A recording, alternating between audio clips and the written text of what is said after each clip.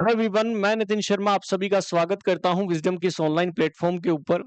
जैसा कि आप सभी को पता है कि जीएमसीएच चंडीगढ़ का डॉक्यूमेंट वेरिफिकेशन की डेट जो है वो आउट हो चुकी है। बहुत सारे बच्चों का डाउट आ रहा था कि सर ये कब और किस तरीके से रहने वाली है, क्या-क्या हमें डॉक्यूमेंट्स लेकर जाने हैं। आज मैं आपको इसी के बारे में बताऊंगा। सबसे पहले मैं उस नोटिफिकेशन के ऊपर लेकर जाऊंगा जो जीएमसीएच ने सबसे पहले जारी किया है। बात करते हैं कि सर इन्होंने क्या-क्या चीज़ बताई है और कितनी-कितनी डेट के लिए इन्होंने बताई है। तो सबसे पहले कुछ चीज़ें मैं हाइलाइट करने की कोशिश करूँगा ताकि आप इसको समझ पाएँ। देखिएगा यहाँ पर कुछ डेट दी गई है, ये रही आप सभी के सामने, एक डेट तो ये रही और एक आपके सामने ये है, एक ओबीसी की है, एक एससी की है और लास्ट के अंदर ईडब्ल्यूएस है, ठीक है? थोड़ा-सा मैं इसको ज़ूम आउट करने की कोशिश करूँगा। Combined merit list PWBD, OBC, SC category और ईडब्ल्यूएस कैटेगरी। अब सबसे पहले हम बात करते हैं कि सर यहाँ पर कौन-कौन सी डेट को क्या रहने वाला है। सबसे पहले जो जनरल कैटेगरी के अंदर सीरियल नंबर 1 से लेकर 180 तक है, उसको 21 तारीख को जो है वो क्या है जाना है 21 जुलाई को। याद रखिएगा 21 जुलाई को जो है उन्हें रिपोर्ट करना है सुबह साढ़े 9 बजे से लेकर शाम को 4 बजे। पीडब्ल्यूबीडी कैटेगरी 1 से 7 वैसे तो सर 14 पोस्ट थी लेकिन सर 7 ही कैंडिडेट अपीयर हुए थे, उनको भी 21 को ही जो है वो रिपोर्ट करना है अपने डॉक्यूमेंट्स लेकर। देन ओबीसी कैटेगरी और एससी कैटेगरी। ओबीसी कैटेगरी के अंदर सीरियल नंबर 1 नंबर से लेकर 154 नंबर और एससी कैटेगरी से 1 से लेकर 66 नंबर तक ये 22 को आपको रिपोर्ट करना है। ठीक है, तो एक तो 21 जुलाई को रिपोर्ट करना है, एक 22 को। ओके, देन हम बात करते हैं जो ईडब्ल्यूएस कैटेगरी है, मतलब जो इकोनॉमी वीकर सेक्शन है और वो 1 से लेकर 64 तक, वो 23 तारीख को क्या करने वाले हैं, रिपोर्ट करने वाले हैं। क्लियर है? अब बात करते हैं नेक्स्ट, ऐसे कैंडिडेट जो अपीयर नहीं हुए उस टाइम, ठीक है, इन डेट के ऊपर अपीयर नहीं हुए, तब आपको वहां पर एक दिन का और समय दिया जाएगा और वो 24 जुलाई को रहने वाला है। क्लियर है? तो 21, 22, 23 और 24 अकॉर्डिंग टू कैटेगरी इन्होंने बुलाया है। अब सर कौन-कौन से डॉक्यूमेंट्स चाहिए हमें, उसके बारे में हमें बता दीजिए। मैंने डेट आपको बता दी है। कंबाइंड मेरिट लिस्ट की आपके पास नंबर जो है वो होगा, हमारे टेलीग्राम चैनल के अंदर भी डाल दिया गया है कि सर ये जब 2022 का एग्जाम हुआ था, उस 2022 के एग्जाम के अंदर इन्होंने ये डॉक्यूमेंट मांगे थे कि सर सबसे पहले जिन्होंने जीएनएम यदि करी है तो जीएनएम का आपको क्या चाहिए दोस्तों, डिप्लोमा चाहिए। यदि आपने जीएनएम करी है तो बिल्कुल सर, जीएनएम के साथ साथ उसको एक्सपीरियंस चाहिए। यदि जीएनएम के साथ एक्सपीरियंस है तो वो जरूर आपको लेकर आना है। यदि आपने बीएससी नर्सिंग करी है तो बीएससी नर्सिंग की फोर्थ चारों साल की मार्कशीट, ठीक है, फर्स्ट ईयर की, सेकंड ईयर की, थर्ड ईयर की और फोर्थ ईयर, चारों साल की मार्कशीट आपको साथ लेकर जानी है। इन चारों साल की मार्कशीट के साथ में आपको रजिस्ट्रेशन नंबर लेकर जाने हैं। रजिस्ट्रेशन नंबर आपको आरएन और आरएम नंबर दिया होगा। आपको डिग्री यदि आपको मिल चुकी है तो डिग्री भी साथ लेकर जाना है। क्लियर है? डिग्री भी साथ लेकर जाना है। अपना आधार कार्ड साथ लेकर जाना है। आधार कार्ड भी साथ लेकर जाना है और आधार कार्ड के साथ-साथ आपको 10th की मार्कशीट लेकर जानी है, 12th की मार्कशीट लेकर जानी है। अच्छा, 10th की मार्कशीट इसलिए क्योंकि वो डेट ऑफ बर्थ को कंफर्मेशन करने वाले हैं, वो जरूरी है। ओके, तो यहां पर डिग्री, डिप्लोमा और जीएनएम के लिए जो वो चाहिए और बीएससी नर्सिंग का डिप्लोमा चाहिए। रजिस्ट्रेशन नंबर होना अनिवार्य है। आरएन और आरएम नंबर दोनों, कोई भी स्टेट नर्सिंग काउंसिल हो सकती है।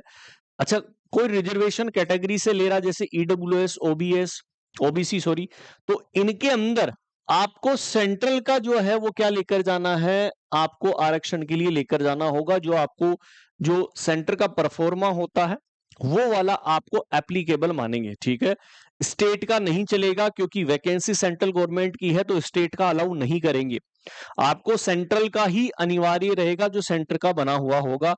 या तो आप ओबीसी कैटेगरी के अंदर आते हैं या ईडब्ल्यूएस कैटेगरी से आप रिजर्वेशन क्लेम करना चाहते हैं तो उसके लिए ये माना गया है। ओके, देन बर्थ सर्टिफिकेट के लिए मैंने बता ही दिया। हायर सेकेंडरी बोलो 10th और 12th की मार्कशीट चाहिए। प्रूफ एज रिलैक्सेशन के लिए बहुत सारे ऐसे होंगे जो ऑलरेडी जॉब कर रहे हैं, ठीक है, पुराने इंस्टीट्यूट के अंदर कोई काम कर रहे हैं, वो अब यहाँ चंडीगढ़ ज्वाइन करना चाहते हैं तो उनको एनओसी चाहिएगी। एनओसी का मतलब आपको जिस इंस्टीट्यूट के अंदर आप काम कर रहे हैं वहां से नॉन ऑब्जेक्शन सर्टिफिकेट चाहिए कि हाँ उस इंस्टीट्यूट को कोई प्रॉब्लम नहीं है यहाँ पर ज्वाइन करने में, तो वो वाला भी यहाँ पर जरूरी है, ठीक है, जहां पर उसका एनरोलमेंट नंबर, रिलीज और डिस्चार्ज और एक्स सर्विसमैन के लिए एडिशनल सर्टिफिकेट की आवश्यकता है। अब सर इन सर्टिफिकेट को लेने के अंदर 10th की 12th की मार्कशीट लेकर जानी है, चाहे जीएनएम का डिप्लोमा यदि आपने किया है वो आपको लेकर जाना है, जीएनएम के साथ एक्सपीरियंस आपने लिया है वो भी आपको लेकर जाना है, बीएससी नर्सिंग के साथ 4 साल की मार्कशीट ओरिजिनल होनी चाहिए, ठीक है, सभी डॉक्यूमेंट्स ओरिजिनल होने चाहिए, 4 साल की मार्कशीट, रजिस्ट्रेशन नंबर, आपकी डिग्री यदि आ चुकी है तो डिग्री भी आपको साथ लेकर जाना है, और साथ के साथ पासपोर्ट साइज फोटो लेकर जानी है, करीबन 8 से 10, ठीक है, करीबन 8 से 10, वैसे इन्होंने 4 मांगी है लेकिन 8 से 10 आपको लेकर जानी है, क्योंकि जैसे ही डॉक्यूमेंट वेरिफिकेशन हो जाएगा तुरंत आपको ज्वाइनिंग दे दी जाएगी, उसी टाइम, एट द टाइम, आपको कोई भी वेट नहीं करवाएगा, तुरंत उसी दिन आपको क्या मिल जाएगी, ज्वाइनिंग मिल जाएगी, तो उसी टाइम भी प्रिपेयर होकर जाना है। साथ के साथ इन सभी ओरिजिनल डॉक्यूमेंट्स की फोटोकॉपी के 2-2 3-3 सेट आपको लेकर जाने हैं जो वहां पे सबमिट होंगे, अलग अलग डिपार्टमेंट के अंदर सबमिशन होने वाला है। आधार कार्ड, आपका मैरिज, यदि आपकी मैरिज हो चुकी है तो मैरिज सर्टिफिकेट भी लेकर जाना है, क्योंकि उसमें मेंशन करना होगा, तो मैरिज सर्टिफिकेट भी आपका लगेगा। तो ये जितने भी मैंने आपको डिटेल बताई है, ये सारे डॉक्यूमेंट्स विद द ओरिजिनल, और ओरिजिनल के साथ साथ आपको फोटोकॉपी भी 3 से 4 सेट लेकर जानी है, पासपोर्ट साइज फोटो लेकर जानी है। मैं दोबारा यहां पर जाऊंगा, थोड़ा सा लिखा हुआ है कि जितने भी शॉर्ट लिस्टेड कैंडिडेट है वो अपने सारे along with the original certificate essential qualification के लिए, कास्ट सर्टिफिकेट और अदर रिलेवेंट सर्टिफिकेट के 2-2 सेट की फोटोकॉपी लेकर जानी है, और सेल्फ अटेस्टेड आपको करना होगा, ठीक है।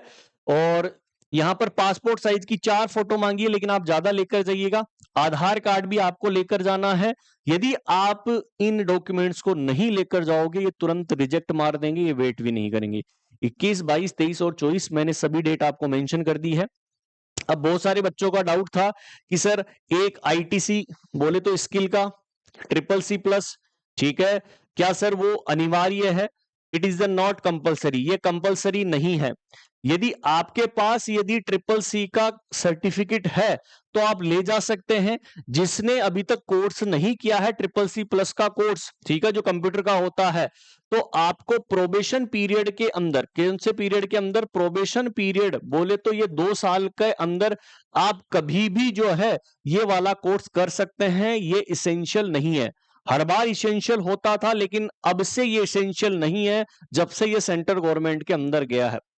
कि सर बहुत सारे स्टूडेंट का डाउट था कि सर ये परमानेंट वैकेंसी है या सर कॉन्ट्रेक्चुअल है, तो मैं आप सभी को बता दूं कि ये वाली वैकेंसी जो है वो परमानेंट वैकेंसी है, कॉन्ट्रेक्चुअल वैकेंसी नहीं है, क्योंकि वहां पर एक लाइन लिखी हुई थी, आप सब लोग कंफ्यूजन हो रहे हैं, ठीक है, तो आपको ध्यान में रखना है, वही 75 से 80 हजार रुपए आपकी सैलरी होगी, परमानेंट वैकेंसी होगी। ओके, ये सेंट्रल गवर्नमेंट की वैकेंसी है और परमानेंट वैकेंसी है, और ये सारे डॉक्यूमेंट्स आपको चाहिए, सारी डेट मैंने आपको बता दी है। फिर भी आपको कोई डाउट लगे तो आप कमेंट बॉक्स के अंदर कमेंट कर दीजिएगा, आपको जरूर हम इन्फॉर्म करेंगे। Thank you so much.